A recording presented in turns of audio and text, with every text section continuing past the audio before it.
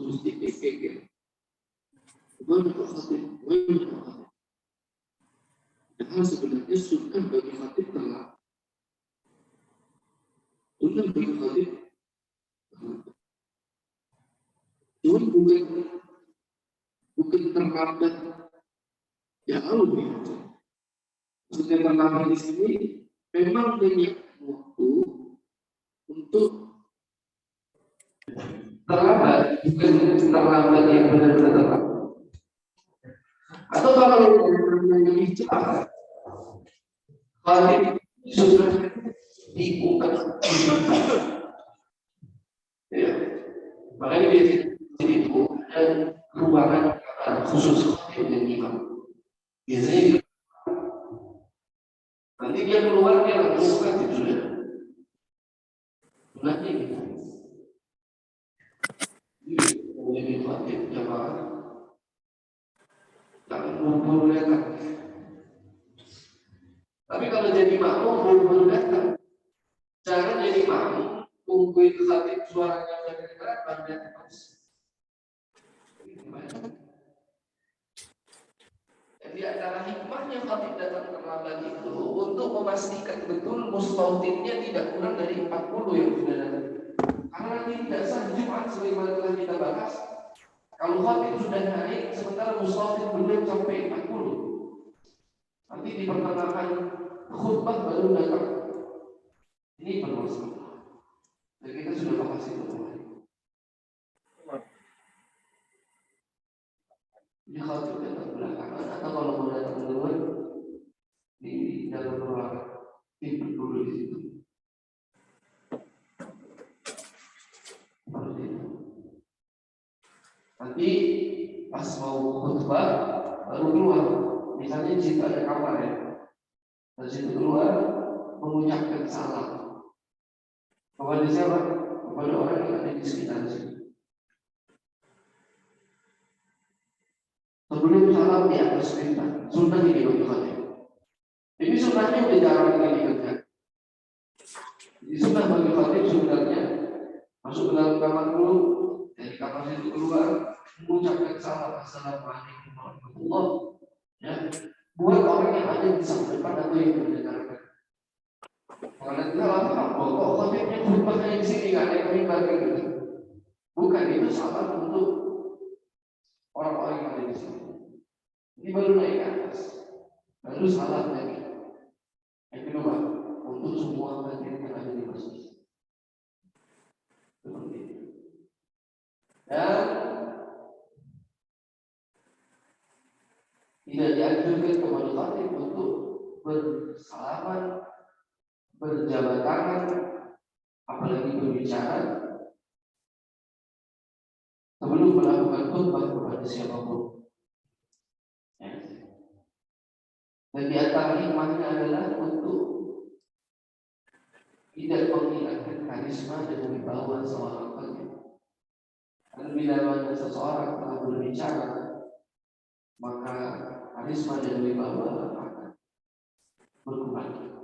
Dan bila mana karisma dan wibawa seorang khatib berkurang, maka apa yang disampaikan daripada wasiat ketakwaan di dalam khutbahnya tidak terlanjur ditanya. Bukan masalah wibawa orangnya yang dikhawatirkan itu. Kalau orangnya sudah tidak berwibawa, nanti materi khutbahnya orang sudah tidak peduli lagi.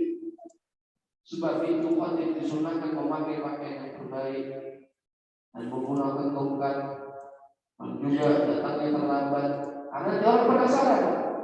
Ini khatib itu gimana?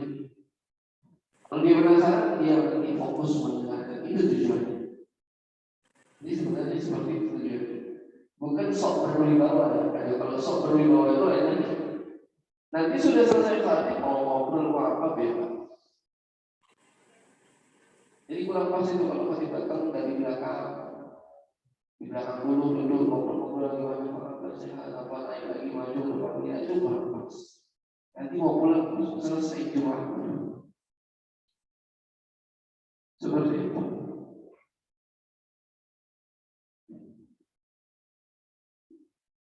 Wal-istighalu fi tariqihi bi qira'atin aw dzikr. Lalu disunahkan di hari Jumat itu menyibukkan diri dengan membaca zikir di perjalanan menuju masjid. Di perjalanan menuju masjid. Ayat di du'a al-khuruji ila masjid. Ya. Wa yazidu, ya membaca zikir-zikir ya. Banyak zikir-zikir dan doa-doa yang biasa kita baca di perjalanan. Dua di antara doa yang dibaca yang diajarkan oleh Nabi Muhammad SAW. Nah, ini boleh dihafal, boleh diamalkan ya, karena memang ini dibaca oleh Rasulullah. Allahumma ja'alni min awjahi man tawajjaha ilaik wa aqrabi man taqarraba ilaik wa afdali man sa'alaka wa raghaba ilaik. Ya Allah, jadikanlah aku orang yang bersungguh-sungguh di dalam ya, menyembah-Mu ya Allah. Orang yang paling serius di dalam menuntut keridhaan dan orang yang paling dekat daripada orang yang mendekatkan diri kepada-Mu, dan orang yang paling baik di dalam berharap dan memohon kepada-Mu. Ini doa Nabi Muhammad SAW. Pendek Pak doanya. Sebenarnya kalau di dalam teks hadisnya makannya itu tidak pakai bi. Allahumma ja'alni awjah man tawajjaha ilaik. Cuman menurut sebagian ulama seperti Imam Nawawi mengatakan itu khusus untuk Nabi. Kalau kita baca begitu kalau sopan, artinya jadikanlah aku orang yang paling dekat, orang yang paling ya, itu tidak mungkin karena itu hanya Nabi Muhammad SAW. Maka tambahkan min ini fungsinya ba'diyah, maksudnya ya Allah jadikan aku di antara orang-orang yang paling. Jadi kalau yang mau doa boleh saya catatkan. Kalau memang sudah punya, sudah biasa baca, ya silakan diamalkan. Dan banyak doa-doa yang lain seperti itu. Juga di antara kesunahan hari Jumat adalah qira'atu suratil kahfi yaumaha wa lailataha. Disunahkan di hari Jumat dan di malam Jumat membaca suratul kahf. Surat kahfi hari Jumat dan Kamis malam Jumat. Ya. Sebagaimana dianjurkan oleh Nabi kita Muhammad sallallahu alaihi wasallam. Wa aqallu min dzalika 3 marrat, dan minimal 1 kali, minimal afdal 3 kali. Minimal mendapatkan sunnah 1 kali, minimal afdal 3 kali. Adapun yang paling afdal 11 kali, sebagaimana dianjurkan oleh para ulama, dibaca 11 kali. Ya. Dari malam Jumat sampai Jumatnya apa maksudnya? Ya bisa dibagi-bagi itu waktunya. Kita bisa 3 kali itu udah alhamdulillah. Atau jangan-jangan bisa 1 kali aja udah alhamdulillah. Atau jangan-jangan cuma setengah surat juga udah alhamdulillah. Atau bisa baca Quran yang sesudah alhamdulillah. Ini membaca suratul Kahfi. Ini sunnah yang jangan ditinggalkan. Malam Jumat sama hari Jumat untuk membaca suratul Kahfi. Seperti itu. Selanjutnya di antara sunnah-sunnah di hari Jumat dan juga di malam Jumat adalah al-iktharu min as-salati 'ala Nabi sallallahu alaihi wasallam. Memperbanyak membaca selawat kepada Nabi Muhammad sallallahu alaihi wasallam sebagaimana kita suruh di dalam baca selawat kepada Nabi Muhammad sallallahu alaihi wasallam.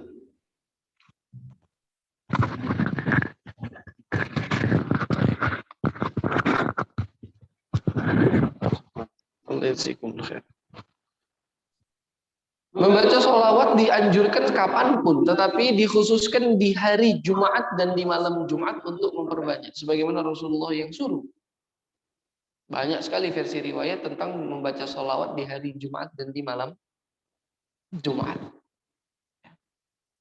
Itu para ulama menganjurkan setidaknya kalau hari Jumat dan malam Jumat tidak kurang 300 minimal. Pendek sekali kalau 300 itu sebenarnya. Cuma sebentar. Allahumma sholli ala Muhammad wa alihi wasallim. Allahumma sholli ala Muhammadin wa alihi wasallim. Allahumma sholli ala Muhammad wa alihi wasallim. Ya kan? Atau Allahumma sholli ala Muhammad wa ala ali Muhammad. Allahumma sholli ala Muhammad wa ala ali Muhammad. Allahumma sholli. Diulang-ulang terus. Sibukkan mulut kita. Membaca salawat kepada Nabi Muhammad sallallahu alaihi wa alihi, atau Allahumma sholli ala sayyidina Muhammadin wa ala ali sayyidina Muhammad. Itu salawat yang biasa kita baca. Mau salawat Ibrahimiyah, mau salawat terserah. Enggak siapa ya. Barang siapa menginginkan keajaiban yang terjadi pada dirinya, salat ala Nabi, maka memperbanyak salawat kepada Nabi Muhammad. Jamaah sini enggak ternyata. Paling minimal 300. Biasanya ulama menganjurkan di hari-hari biasa 1000, kalau di hari Kamis dan hari Jumat 10.000. Kencang suaranya. Banyak. Didengarnya kelihatannya banyak. Kalau dibaca itu enggak. Kalau yang satu apa? Baca sholawat ini amalan yang sudah banyak lah kita bahas. Tidak akan ada habis-habisnya keutamaan membaca sholawat kepada Nabi Muhammad sallallahu alaihi wa alihi wasallam. Inna Allaha wa malaikatahu yusholluna 'alan nabi ya ayyuhalladzina amanu shallu 'alaihi wa sallimu taslima. Satu-satunya hal yang diperintahkan oleh Allah dan Allah langsung yang melakukan hal itu sebelum dilakukan oleh kita yang diperintah, yaitu sholawat. Allah tidak menyuruh kita sholawat, melainkan Allah sendiri yang juga berselawat. Allah suruh kita sholat, Allah suruh kita puasa. Tapi apakah Allah berpuasa? Enggak. Allah suruh haji, apakah Allah haji? Tidak. Allah suruh kita sedekah, Allah suruh kita. Tapi Allah suruh kita sholawat. Sebelum Allah menyuruh kita bersolawat, Allah dulu yang melakukan sholawat itu sendiri. Inna Allah wa malaikatahu yusholluna 'alan nabi. Sesungguhnya Allah dan para malaikatnya berselawat kepada Nabi Muhammad sallallahu alaihi wasallam. Yusholluna, ya, itu menggunakan fi'lul mudhari, kata kerja yang memiliki makna istimrariyah. Seterusnya semenjak pertama kali diturunkan ayat itu sampai hari kiamat, Allah senantiasa berselawat tidak berhenti kepada Nabi Muhammad SAW. Lalu setelah itu, ya ayyuhalladzina amanu, wahai orang-orang yang beriman, shollu, berselawatlah. Ya, jadi berselawat itu perintah Allah yang Allah sendiri berselawat kepada Nabi Muhammad sallallahu alaihi wasallam. Seperti itu. Juga di antara sunnah ketika sholat atau ketika Jumat adalah al-insatu wal istimah. Diam dan tidak berbicara, juga mendengarkan kepada khutbah. Sunnah nih Pak. Tidak wajib. Jadi kalau ada yang mengatakan wajib, jadi kalau yang mengatakan tidak sah sholat Jumatnya orang yang berbicara saat khutbah, keliru. Ya. Kalau dibilang tidak sah orang yang berbicara saat khutbah, ada orang ngobrol lagi khutbah, enggak sah, keliru. Karena tidak ada kaitannya berbicara sama sah atau tidak. Yang ada kaitannya adalah sia-sia atau tidak sholat Jumat tersebut. Kalau katakan fakat lagaw, maka telah ya, sia-sia. Bisa difahami atau enggak? Kalau urusan sah atau tidak itu kembali kepada rukun, syarat sah dan yang semisalnya yang telah kita bahas daripada masalah Jumat. Adapun berbicara itu dampaknya, impactnya kepada diterima atau tidaknya sholat kita, itu loh.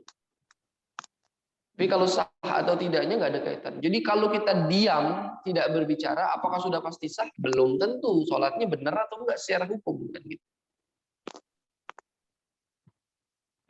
Jadi kaitannya adalah kepada sia-sia. Maka itu menahan diri untuk berbicara hukumnya sunnah. Mendapat pahala kalau kita diam. Wal istima'u ilal khutbah, dan mendengarkan materi khutbah. Ya, mendengarkan materi khutbah pada saat khatib sedang berkhutbah. Fa yatruku sami'a dzikr wal kalam. Maka tidak diperkenankan bagi orang yang mendengarkan khutbah untuk melakukan zikir sekalipun, apalagi berbicara. Jadi lucu kalau orang hari Jumat, orang lagi khatib, tangannya megang tasbih berzikir. Ini nggak sunnah ini, Pak. Ya, itulah kalau pengen lihat orang paham sama nggak paham. Kadang-kadang tujuannya baik, tapi keliru. Kalau khatib lagi khatib, nggak usah zikir. Khatib lagi khutbah, nggak usah zikir. Sunnahnya nggak berzikir. Nanti kalau mau zikir habis sholat. Giliran waktunya zikir, nggak zikir. Giliran khatib lagi khutbah, malahan berzikir. Ini bukan tempat. Jadi khatib lagi berkhutbah, tinggalkan semua zikir apapun itu. Kalau khatib lagi khutbah Jumat, nanti waktu selain itu silahkan berzikir. Apalagi berbicara. Boleh berzikir pada saat Jumat kalau suara khatibnya tidak terdengar. Khatibnya suaranya nggak kedengeran, mikrofonnya mati tiba-tiba. Bapak-bapak di luar jauh zikir. Mikrofonnya nyala lagi, simpan lagi tasbihnya. Nanti lagi zikirnya. Bisa dipahami atau enggak ini kira-kira? Jadi berzikir pada saat Jumat tidak disarankan. Kecuali kita tidak mendengar. Ya. Wajib raddus salami asna al-khutbati. Satu-satunya yang boleh dilakukan pada saat khutbah yaitu menjawab salam saja. Kalau ada orang yang mengucapkan salam. Walaupun tidak dianjurkan mengucapkan salam pada saat khatib sedang khutbah. Tapi tetap kita diwajibkan menjawab salam tersebut. Ya. Orang lagi khutbah tiba-tiba ada orang di samping kita. Assalamualaikum. Nah, itu kita diam atau jawab? Tetap jawab. Waalaikumsalam. Walaupun dia salah mengucapkan salam bukan pada tempatnya. Itu saja. Selebihnya jangan berbicara, jangan berzikir.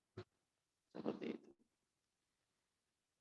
Juga di antara kesunahan di hari Jumat adalah adamul ihtiba. Tidak dianjurkan melakukan ihtiba. Ihtiba itu duduk santai. Mohon maaf, begini Pak. Ya. Ini ihtiba namanya.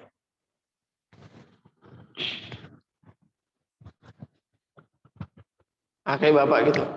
Lagi Jumatan, ihtiba begini, ya. Tidak sunnah. Kruh. Soalnya ini yuris al-kasal, bikin orang jadi malas, jadi ngantuk. Ya. Jelas nggak ini kira-kira? Seperti ini ihtiba. Kecuali, nah, ada kecualinya.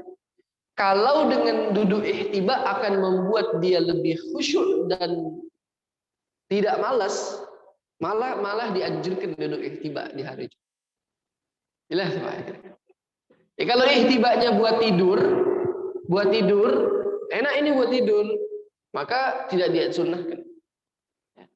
Tapi kalau misalnya ihtiba ini buat jadi fokus, saya kalau kayak gini malah fokus misalnya, mendengarkan.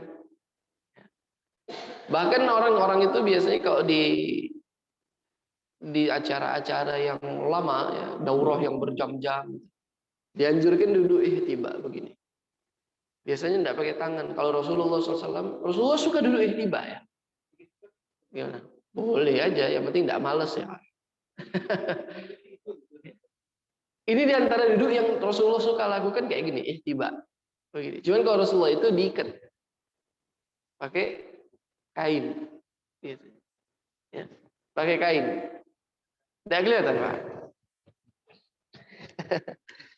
Gantian. Ya. Ini Pak, ini namanya duduk ihtiba. Ya. Begini. Kelihatan? Duduk santai. Duduk santai. Kayak gitu. Ini Rasulullah suka duduk seperti ini. Makanya ada itu kainnya ya, abwa itu namanya. Ya. Biasanya digantung, ya. Suka ditaruh di sini. Jadi kalau kita fungsinya sebagai pengganti tangan, dia nanti yang ikat itu. Jadi kayak begini. Ini bisa buat bertahan berjam-jam. Duduk kayak gini. Tapi kalau bikin tidur, jangan. Seperti itu. Baik.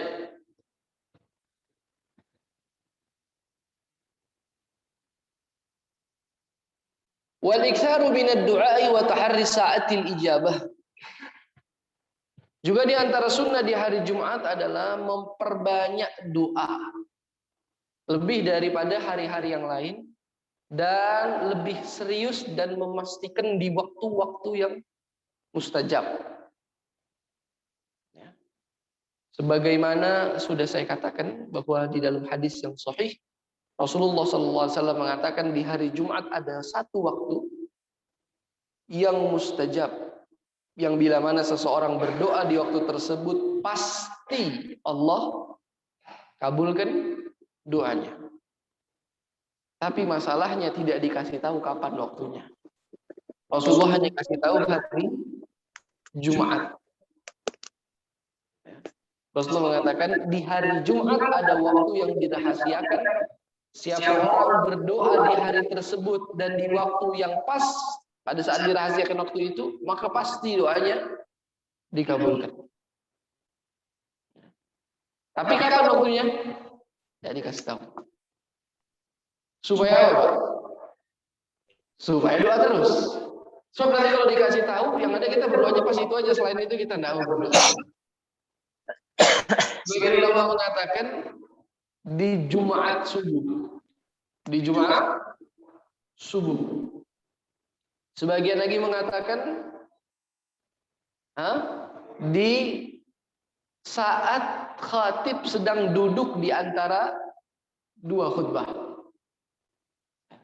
Yang waktu singkat itu, di situ orang makanya pada berbondong-bondong berdoa. Tapi yang paling kuat di antara pendapat-pendapat itu adalah Sa'ah Fatimiyah. Sa'ah Fatimiyah. Sa'ah Fatimiyah itu ba'da asar sampai maghrib. Sebagaimana yang saya sudah jelaskan. Ya. Karena itu yang dilakukan oleh putri Nabi Sayyidatuna Fatimah Az-Zahra. Ya.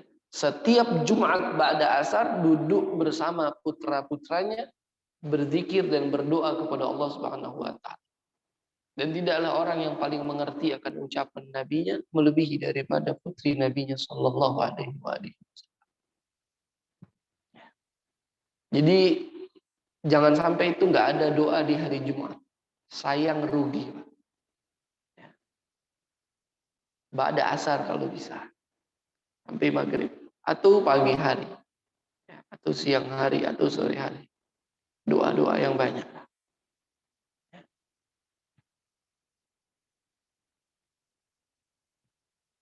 Al-ityanu bil musabba'ati ba'daha wa qabla an yuharrika rijlaihi wa yatakallam. Di antara sunnah hari Jumat membaca musabba'at.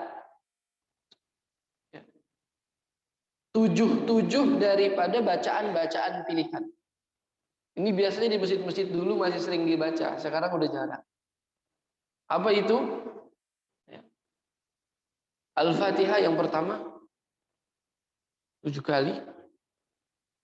Lalu Al-Ikhlas 7 kali. Lalu Mu'awwidhatan Qul a'udzu birabbil falaq, al-falaq 7 kali. An-nas 7 kali. 7. Semuanya 7. Qabla an yuharrika rijlaihi wa yatakallam. Sebelum kakinya pindah posisi dan sebelum berbicara. Hari Jumat habis sholat Jumat. Sebelum kakinya pindah, Pak. Gimana? Iya, setelah salam, zikir, sebelum posisi kaki kita pindah bergerak, masih posisi tasyahud akhir, masih posisi seperti itu. Jangan langsung sila, makanya kalau habis salam sholat Jumat. Duduknya masih duduk tawarruk. Ya, maksudnya bukan sebelum salam loh, sudah salam tapi duduknya masih duduk tawarruk. Kan biasanya zikir dulu. Ya. Terserah zikirnya orang kan masing-masing bebas. Lalu membaca ini 7 kali Al-Fatihah, 7 kali Al-Ikhlas, 7 kali Falaq, 7 kali An-Nas. Jelas atau enggak dia Pak? Selesai itu belum selesai. Baru membaca doa Allahumma ya Ghaniyu ya Hamid ya Mubdi'u ya Mu'id ya Rahimu ya Wadud aghnini bihalalika an haramik wa bita'atika an ma'siyatik wa bifadlika amman siwak 4 kali. 7, 4. Pokoknya 7 semua surat-suratnya, adapun doanya 4 kali. Ya, Pak. Pendek, Pak. Allahumma ya Ghaniyu ya Hamid. Ini doa kalau dibaca menurut sebagian ulama akan memfutuh, membukakan pintu rezeki yang banyak kepada orang yang membaca doa di hari Jumat. Nanti dituliskanlah kalau misalnya memang perlu. Biasanya masjid-masjid itu selesai sholat baca itu imamnya. Tapi kan nggak semua masjid mau. Nanti takutnya makmumnya ada yang mau pulang cepat. Padahal itu waktunya nggak sampai berapa menit, cuma sebentar sih. Habis itu baru kita berdoa apapun. Bisa dipahami ya Pak ya kira-kira?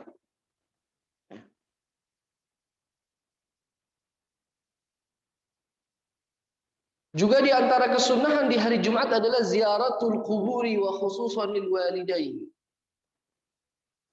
Disunahkan di hari Jumat itu untuk menziarahi kubur, lebih utama kedua orang tua. Kalau yang sudah meninggal dunia.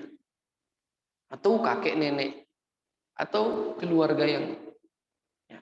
Jadi ziarah kubur itu dianjurkan terlebih hari Jumat. Pulang Jumatan, Pak.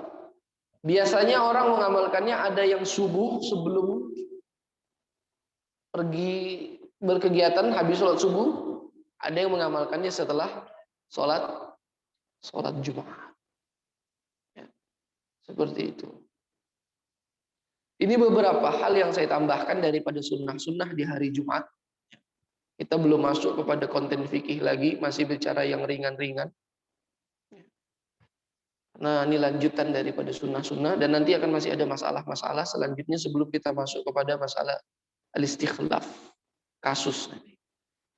Sebelum kita buka tanya jawab, sebagaimana biasanya kita menambahkan sedikit riwayat-riwayat tentang keindahan Nabi Muhammad sallallahu alaihi wasallam.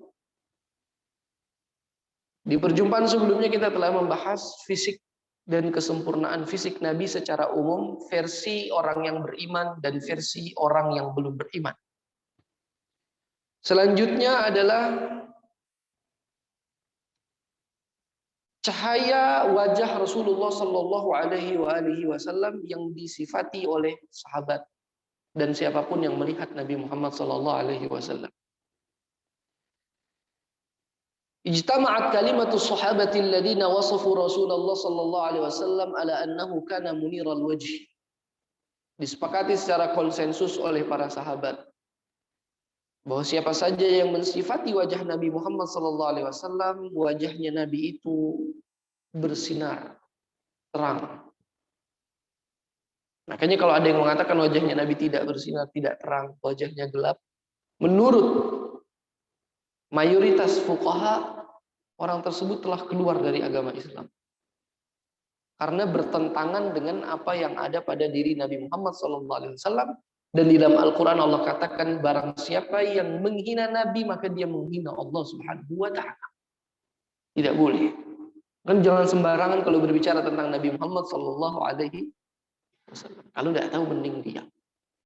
Misalnya bagaimana para sahabat mensifati Nabi Muhammad SAW. Warawat Tirmidzi, diriwayatkan dari Al-Imam At-Tirmidzi daripada Abi Hurairah radhiyallahu anhu. Ma ra'aitu syai'an ahsana min Rasulillah sallallahu alaihi wasallam. Tidak pernah aku melihat yang lebih indah daripada Nabi Muhammad sallallahu alaihi wasallam, ka'anna asy-syamsa tajri fi wajhihi, bagaikan ada matahari di wajahnya. Terang cahayanya wajahnya Nabi Muhammad sallallahu alaihi wasallam. Lagi-lagi saya ingatkan ya Pak, ini bukan hiperbola. Jangan disamakan sama puisi. Ya, ini bukan hiperbola. Karena nanti semuanya berbicara seperti itu. Bahkan Abu Bakar ketika berbicara tentang Nabi Muhammad SAW mengatakan Aminul Mustafa lil khairi yad'u, seorang yang sangat dipercaya, yang dipilih, yang senantiasa mengajak kepada kebaikan. Kadau'il badri zayalahu dhalamu, wajahnya bagaikan terangnya rembulan yang meninggalkan kegelapan. Dan juga diriwayatkan daripada Abi Ubaidah bin Muhammad bin Ammar, qultu lirrubai', aku berkata kepada Rubai' binti Muawwiz. Aku berkata kepada Rubai'. Rubai' ini salah satu perawat ya, suster kalau bahasa kita sekarang, atau dokter di medan perang. Jadi di setiap medan perang itu ada khaimah-khaimah buat orang-orang yang terluka dan yang semisalnya. Nah, salah satu perawatnya itu namanya Rubai'. Abi Ubaidah bertanya kepada Rubai', sifi lana Rasulullah. Coba kasih tahu aku bagaimana Nabi Muhammad sallallahu alaihi wasallam. Faqalat, maka Rubai' mengatakan, ya bunai, wahai anakku, la ra'aitahu law ra'aitahu la ra'aita asy-syamsa thali'ah. Kalau kamu melihatnya, maka kamu akan melihat bagaikan matahari yang terbit. Terangnya wajahnya Nabi Muhammad sallallahu alaihi wasallam. Juga diriwayatkan oleh Al-Imam At-Tirmidzi daripada hadis Hindi ibn Abi Halah min riwayatil Hasan bin Ali, daripada Al-Hasan bin Ali. Al-Hasan putra Ali bin Abi Thalib, cucu Nabi Muhammad SAW, bertanya kepada Hind ibn Abi Halah. Hind ibn Abi Halah ini adalah anak tiri Nabi Muhammad SAW. Paman Al-Hasan dan Al-Husain, saudara tiri Fatimah Az-Zahra. Jadi Sayyidah Khadijah sebelum menikah sama Nabi Muhammad SAW sudah punya anak. Jadi anak bawaan, namanya Hind ibn Abi Halah. Al-Hasan ini cucu Nabi bertanya kepada pamannya, kepada Hind ibn Abi Halah. Sa'altu khali, aku bertanya kepada pamanku. Wa kana wasafan, pamanku ini adalah seorang yang wasaf, yang suka bercerita ya tentang Nabi Muhammad sallallahu alaihi wasallam. Wa ana ashtahi an yasifa li minha syai'an ata'allaqu bihi. Dan aku tidak sabar sekali setiap bertanya kepadanya untuk diceritakan kepadaku tentang Nabi Muhammad, yang mana kalau diceritakan kepadaku pasti hatiku menyangkut setelah itu. Ini sebenarnya perlu kita garis bawahi Pak ya, sebelum saya bacakan riwayatnya, bahwa begitulah para sahabat dan keluarga Nabi Muhammad SAW dikala itu. Bayangin ya Pak, yang ketemu langsung sama Nabi saja, ini lagi duduk-duduknya di rumah, yang mereka lakukan ternyata masih membicarakan keindahan Nabi Muhammad SAW. Nah, kalau kita hari ini yang tidak ketemu, sudah mulai jenuh berbicara tentang Nabi Muhammad SAW, apalagi bukan berbicara keindahannya, malah mau mencari keburukannya. Ini sangat jauh sekali dari nilai-nilai keislaman. Jadi para sahabat dulu itu Pak, Kalau di masjid ya ibadah, di luar ya kayak gini. Di rumah ngapain sih kira-kira kalau sambil minum teh sore-sore sama keluarga kan ada yang diomongin. Apa yang diomongin sama mereka? Ini Al-Hasan loh, cucu langsungnya Nabi Muhammad. Bahkan melihat Nabi Muhammad.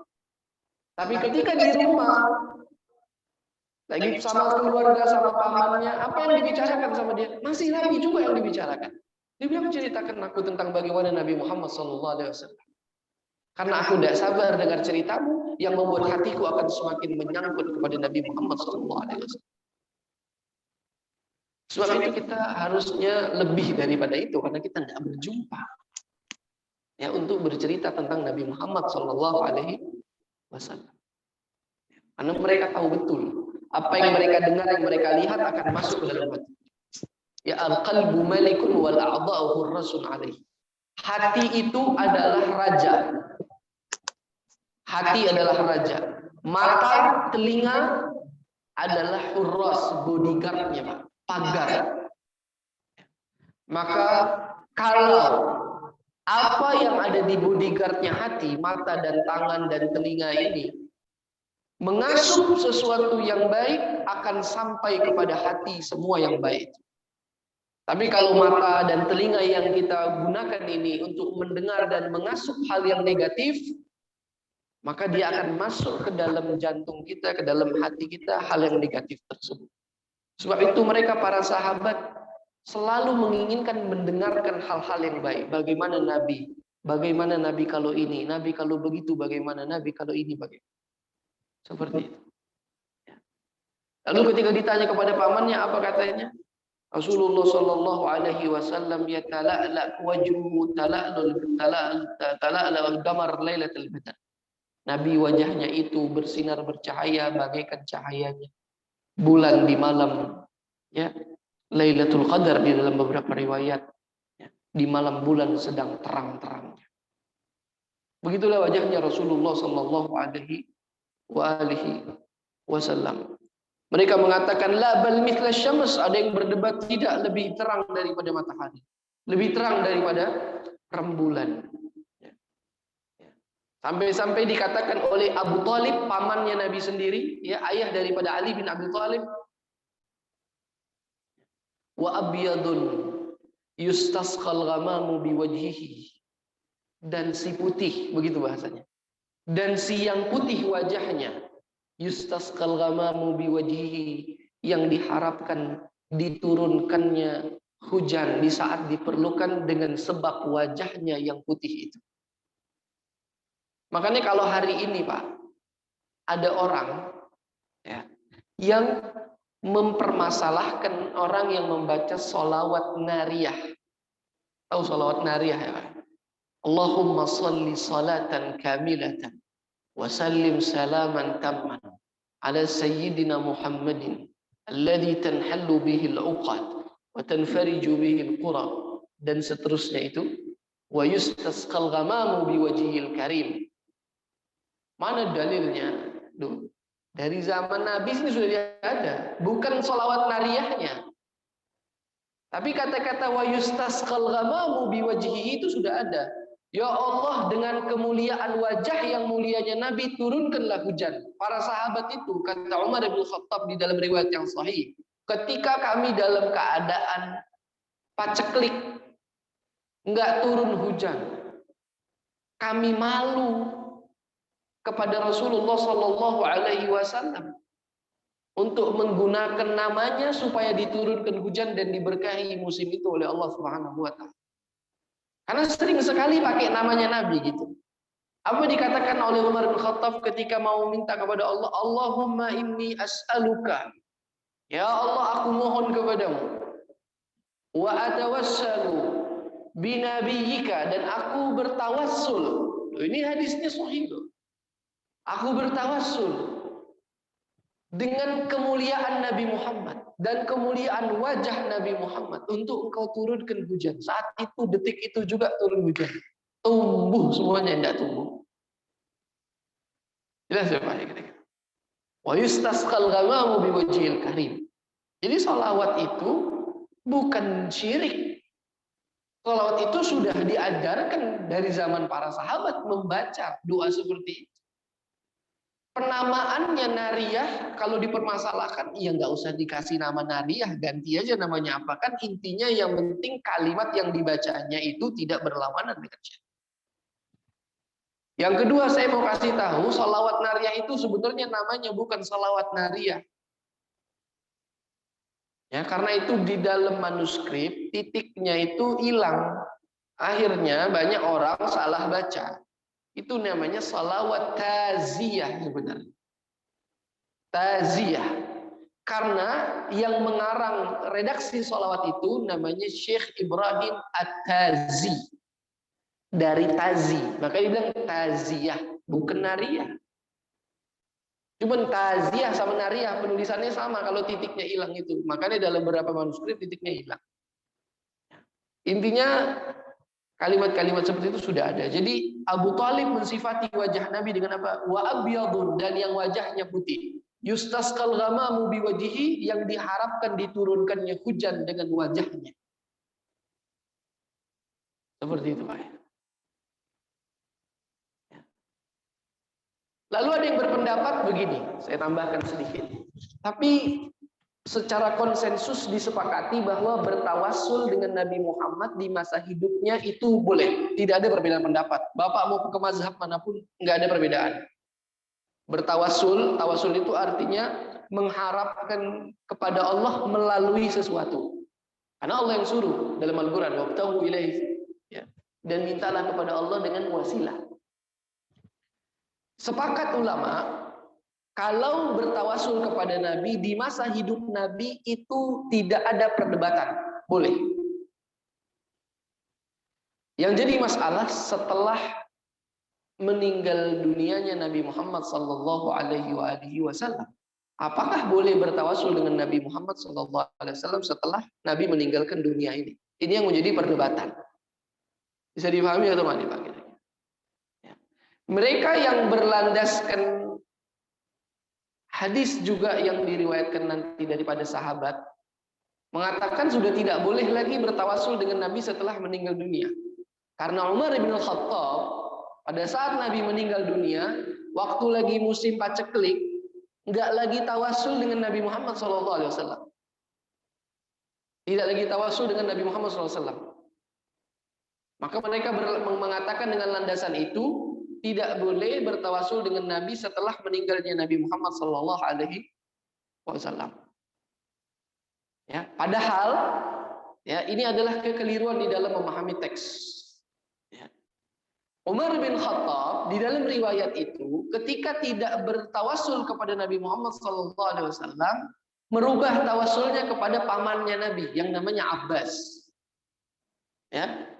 Bertawassul kepada pamannya Nabi yang bernama Abbas. Apa yang Umar katakan? Allahumma inna kunna nastasqi ilaika binabiyika fatasqina. Ya Allah, dahulu kami lagi paceklik, tidak ada hujan, minta kepadamu dengan kemuliaan Nabi Muhammad, maka saat itu juga engkau turunkan hujan. Wa nahnu natawassalu bi'ammi nabiyika al-Abbas. Sekarang nggak ada nabi ya Allah. Maka kami memohon kepadamu dengan kemuliaan paman nabimu Abbas. Maka langsung diturunkan hujan pada saat itu. Mereka salah paham. Berarti udah nggak boleh minta sama Nabi setelah peninggalan Nabi Muhammad SAW. Loh, keliru. Pemahaman daripada riwayat ini adalah pada saat masih ada Nabi Muhammad untuk dijadikan alasan, itu relevan. Tapi ketika tidak ada Nabi Muhammad di tengah-tengah mereka, itu tidak relevan. Maksud tidak relevan apa? Bisa seakan-akan nanti Allah bilang, kamu bawa Nabi Muhammad butuh air. Nabinya sekarang sudah nggak butuh air. Dulu Nabi Muhammad sedang butuh air. Sekarang dia bingung, saya mau bawa-bawa nama siapa ya kira-kira? Paham atau nggak nih Pak kira-kira? Kira-kira Bapak kalau punya orang yang Bapak anggap spesial, saya datang bawa-bawa nama dia, Pak. Itu orang lagi butuh ini. Bapak kasih atau enggak kira-kira? Sudah dikasih. Sekarang orangnya sudah nggak ada. Saya nggak bisa minta tolong ke Bapak atas nama orang itu. Pak, orang itu lagi butuh makan. Nggak ada orangnya sudah. Yang saya bawa-bawa siapa? Yang masih ada yang nyangkut sama dia. Maka dirayu Allah dengan pamannya Nabi. Sebab itu dikatakan bukan dengan Abbas, bi'ami nabina, dengan pamannya Nabi kami. Tidak disebut namanya, tapi dengan pamannya Nabi kami. Maka tidak ada kaitannya antara boleh bertawassul setelah meninggalnya Nabi Muhammad atau tidak. Karena barang siapa yang meyakini Nabi Muhammad telah wafat, dalam artian meninggal dunia tidak lagi berarti apa-apa, maka orang itu bermasalah di dalam imannya.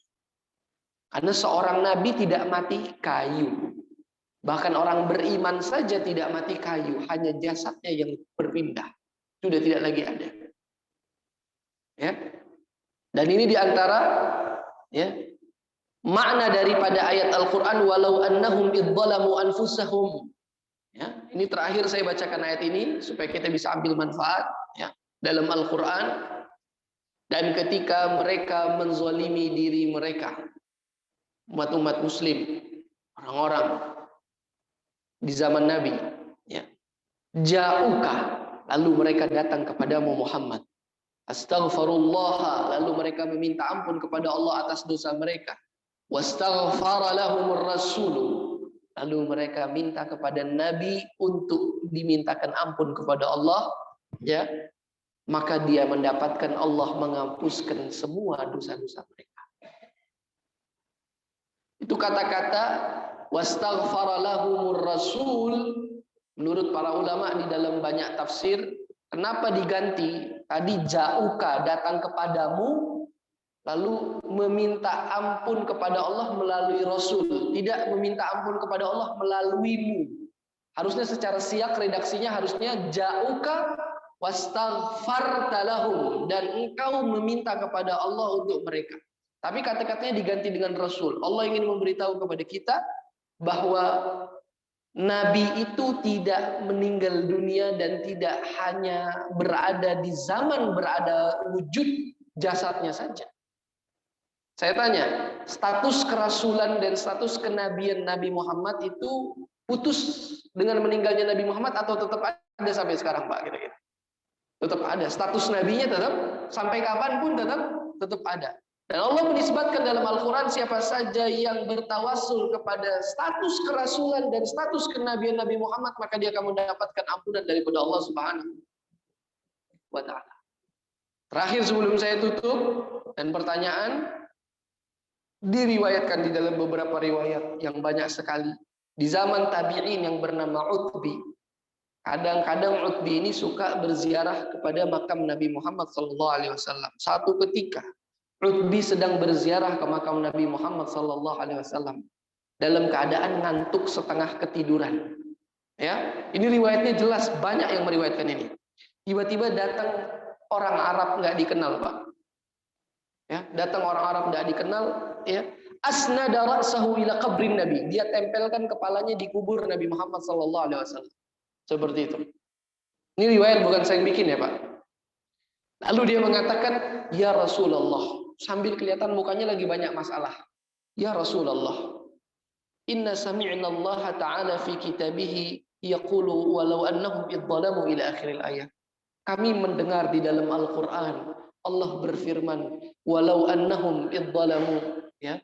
Dan ketika mereka berbuat zalim kepada diri mereka, datang kepadamu meminta ampun kepada Allah, mengatasnamakan kemuliaan-Mu, dan engkau memintakan ampun kepada Allah untuk mereka, Allah ampuni dosa mereka. Kami mendengarkan ada ayat itu ya Rasulullah. Wa ana ji'tuka, dan inilah aku sekarang ya Rasulullah datang bersimpuh kepadamu. Astaghfirullah indaka, aku meminta ampun kepada Allah di hadapanmu ya Rasulullah. Dan aku meminta kepadamu untuk dimintakan ampun kepada Allah untukmu.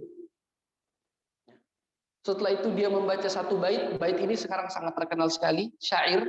Dikatakan ya khaira man dufinat bil qa'i a'dhumuhu fataba man tibihinna al-qa'u wal akamu. Wahai yang sebaik-baiknya dikuburkan di bawah ini, yang seindah-indahnya ditanam di dalam tanah ini, ya, maka beruntunglah tanah dan pegunungan yang bersatu dengan tanah yang ada di dalamnya. Nafsi fida'un liqabrin anta sakinuhu, jiwa dan ragaku aku persembahkan untuk engkau yang ada di dalamnya. Lalu dia mengucapkan salawat dan dia salam, balik badan dia pergi.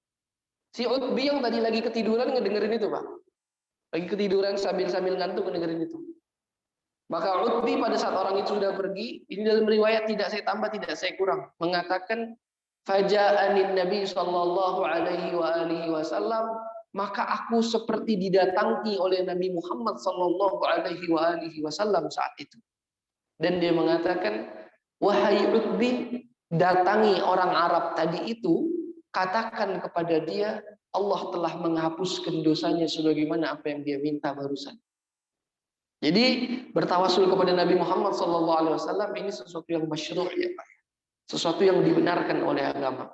Kalau orang masih memperdebatkan dalilnya, silahkan datang. Saya bisa datangkan dalilnya lebih banyak daripada pertanyaan yang ditanya. Ya, karena tidak ada habis-habisnya berbicara kemuliaan Nabi Muhammad SAW.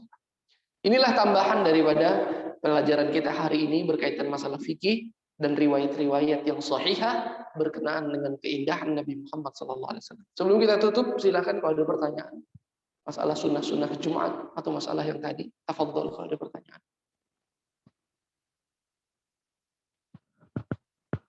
Kalau tidak ada, saya tutup. Cukup mungkin ya. Tidak ada pertanyaan? Tidak ada kasus? Silakan.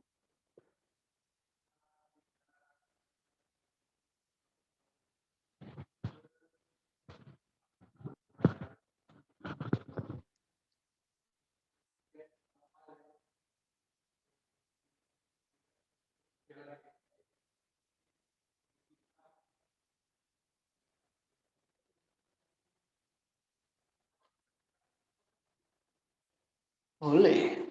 Dalam keadaan diperlukan, ya berbicara itu tidak jadi masalah. Ya Pak ya. Seperti menjawab bacaan doanya imam. Ya. Bahkan tadi menjawab salam dan bertanya yang memang harus ditanya, dipersilakan. Seperti itu. Barakallahu. Ada pertanyaan yang lain?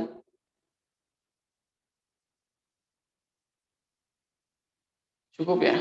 Nah, pembahasan kita hari ini ringan ya. Nggak ada konten fikihnya ya. Cuma masalah sunnah-sunnah saja. Mungkin di perjumpaan akan datang kita masuk kepada kasus-kasus berkaitan Jumat. Baru kita masuk kepada bab baru, masalah istikhlaf. Nanti akan kita bahas. Kurang lebihnya mohon maaf. Subhanakallahumma bihamdika asyhadu an la ilaha illa anta astaghfiruka wa atubu ilaik. Wassallallahu wasallam ala nabiyyina Muhammadin wa alihi wa sahbihi wasallam. Alhamdulillahi rabbil alamin. Hadanallahu iyyakum ajma'in. Assalamualaikum warahmatullahi wabarakatuh.